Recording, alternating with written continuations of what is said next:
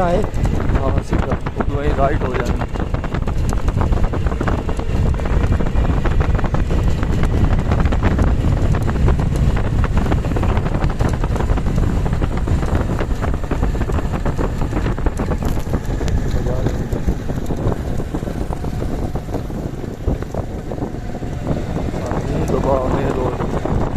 थोड़े तल्लू बना